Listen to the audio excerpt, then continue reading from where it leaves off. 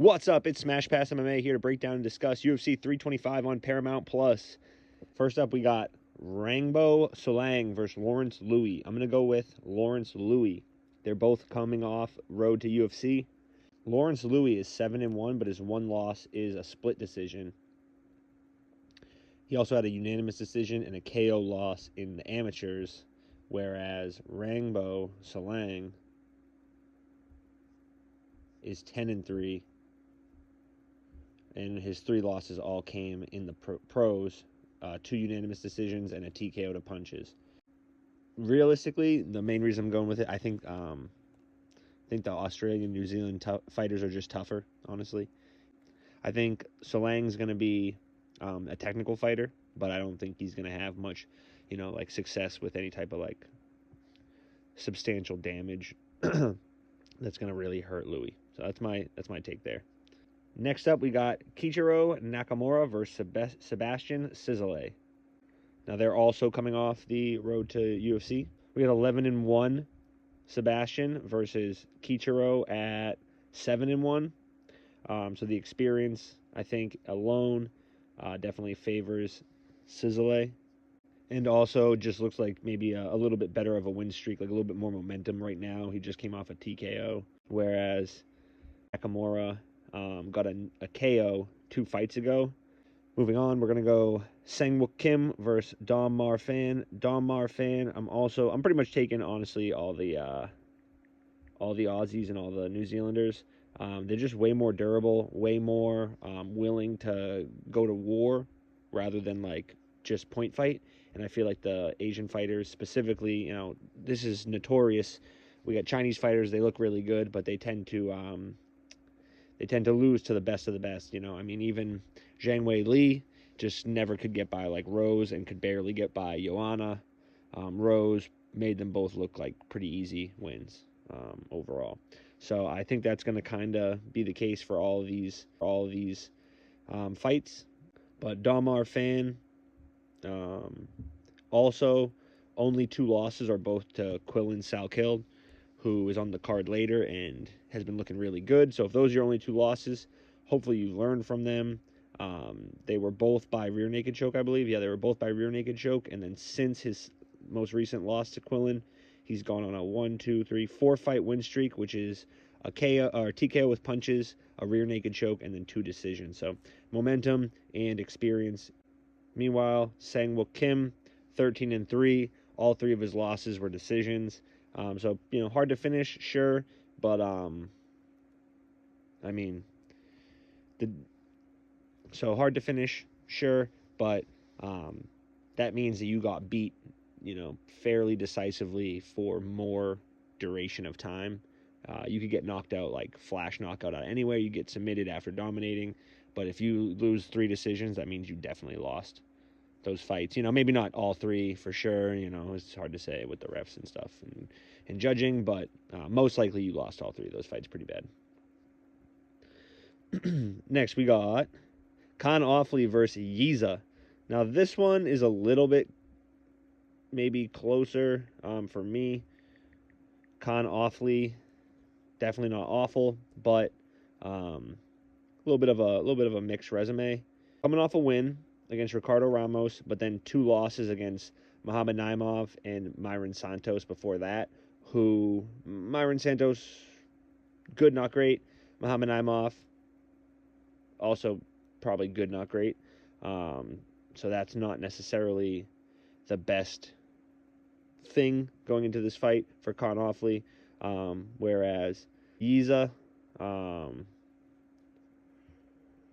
coming off a win over Weston Wilson, KO, and then a loss before that to Gabriel Santos, who's also not that great, but coming off a KO win is pretty good. No, I'm gonna actually go with Khan Offley on that one. I'm still gonna go with Khan Offley. He's the underdog, but we'll go with Khan Offley. Going on from there, we're getting to the actual prelims. Those are all early prelims. So now the main bulk of the prelims, we got Oban Elliott versus Jonathan Mikalev. Oban Elliott were 12-3, coming off a decision loss to Seok-Hong Ko. Beat Basil Hafez, Preston Parsons. Meanwhile, we got Jonathan Mikalev 8-1. His one loss is a TKO punches on the regional scene, Hex fight. He beat Kevin Gisette at UFC 312. I'm going to say Oban Elliott. Oban Elliott's kind of the veteran in this role. Jonathan Mikalev is kind of the prospect, right? Can the prospect get by? I think Mikalev's going to be a lot bigger than Oban Elliott. Maybe I'm going to be wrong about that. We'll see. I'm going to say it's a pretty competitive fight. Jonathan Mikalev might finish him. If not, Oban gets the decision. I'm going to go Mikalev on that one. Mikalev is minus 138 favorite. Oban's plus 110 underdog. So pretty close. Basically a pick 'em on that one. So is this next fight. We got Jacob Malkoun is the favorite, minus 138 versus Torres Finney, plus 110. Torres Finney should get cut real soon from the UFC, so we're going to go Jacob Malkoun. Torres Finney just going to be running headfirst for takedowns, getting rocked, never doing anything when he gets them down, and it's going to be a boring fight, most likely, if he wins, but hopefully he doesn't win. Even if he doesn't win, it could be a boring fight, the way the judges have been scoring. They might not give it to him, even if he's on top the whole time, but because he doesn't do any damage, doesn't land any punches. Next up, we got Cam Rouston versus Cody Brundage. I'm going to go Cam Rouse on this one. Cody Brundage, not awful, not bad, not amazing. He's just kind of average for a UFC fighter. But with that being said, that's pretty good, right? An average for a UFC fighter is not too bad. But he, his record's pretty split. He's coming off a decision loss, a draw before that, a TKO win, a no contest, and then the Bo Nickel loss. So in his last 5 fights, he's lost 2, won 1, draw, overturned, and a no contest. That's pretty tough. Meanwhile, Cameron Rouston, coming out King of the Ring, was a champion there, 13-3. He's on a 5-fight winning streak. Just beat Andre Petrosky.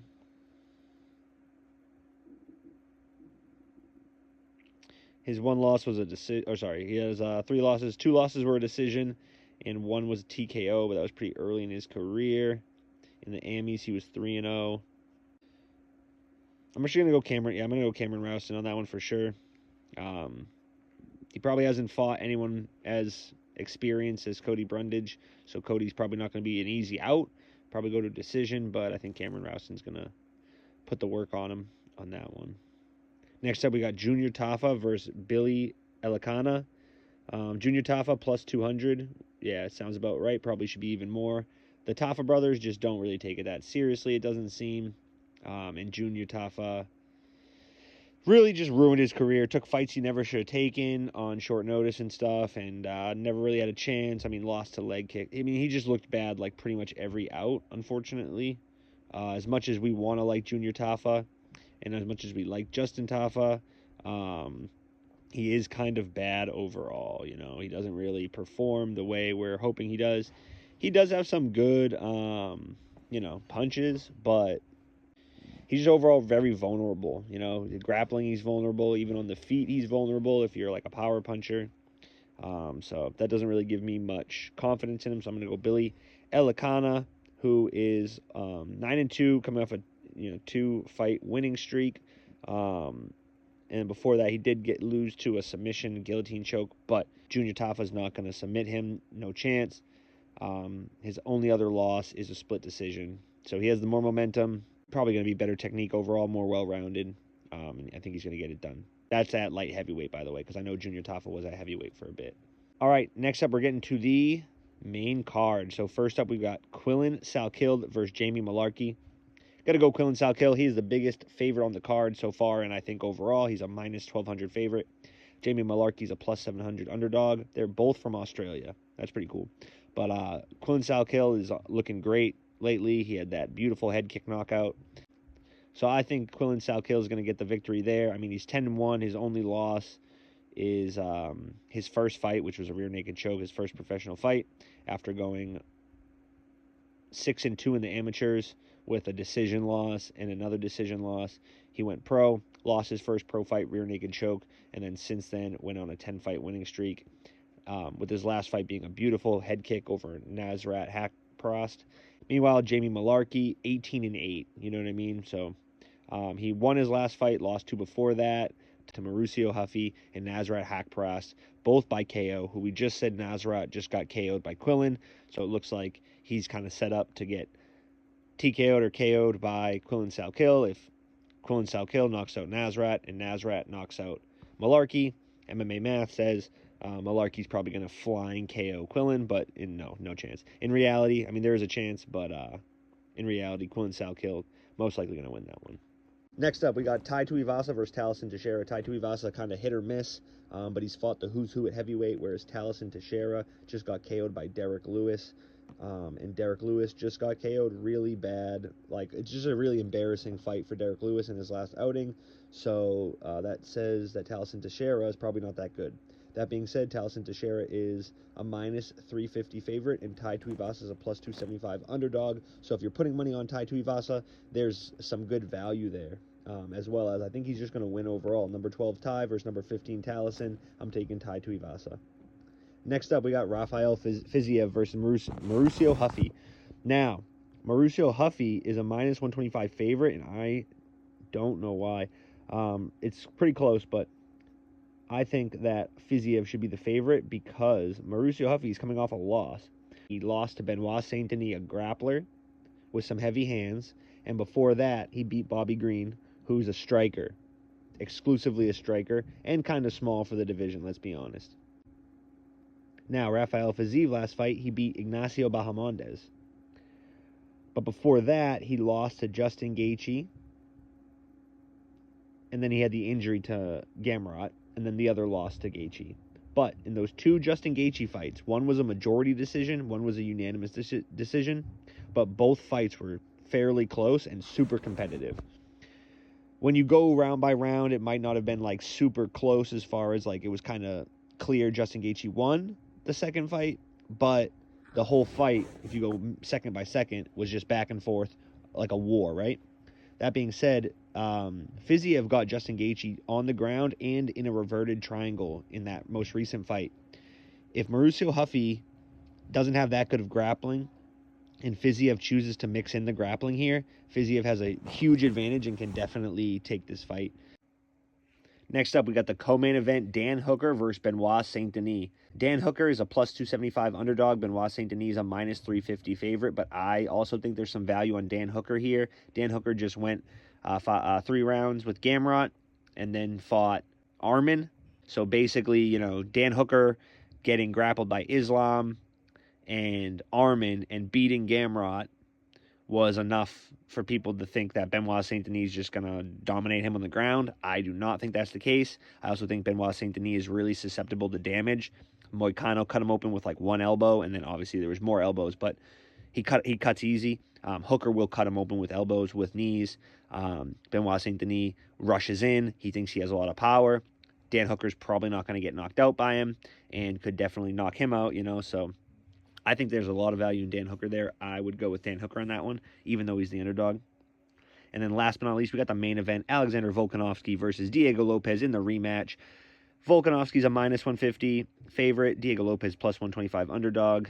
After seeing Diego Lopez versus Gene Silva, I think Volkanovski's just going to win again. Unfortunately, there's going to be moments where Diego's competitive and successful, but overall, Alexander Volkanovski's going to work his jab, work his leg kicks, get takedowns as needed, just to keep him guessing.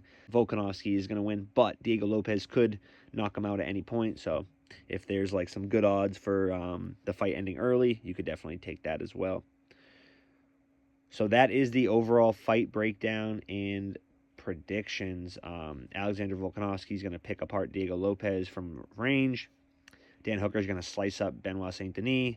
Fiziev is going to mix in the grappling to complement his striking against Huffy, who overall is flashy but lacks a lot of the fundamentals. Like Fiziev is going to be leaning back, dodging wheel kicks, and then coming in with chopping low kicks on Mauricio Huffy's standing leg that he has, all his weight on, stuff like that. So Tai Tuivasa is probably going to collide with Talison Teixeira, get a knockout. Quillen Salkill is going to skillfully snipe Jamie Malarkey to death. Junior Tafa is going to get smashed up by Billy Elicana, most likely. Cam Rowston's going to smash Cody Brundage. Torres Finney is going to attempt to cuddle Jacob Malkoun. Hopefully Jacob Malkoun just flatlines him or something. Jonathan Mikalev versus Oban Elliott should be a fairly good fight, but Mikalev might be able to pull it off. Khan Offley versus Yiza. That one probably could go either way. I'm not super convinced of either, to be totally honest. Sang-Wook Kim versus Dom Marfan. Dom Marfan should win that one through experience. Kimura versus Sizzle. Sizzle should win just through like aggression or tenacity, I guess is a good word. And then Sulan Grambo versus Lawrence Louis. I'm going to go Lawrence Louis just because he's a fucking Kiwi. Let's go.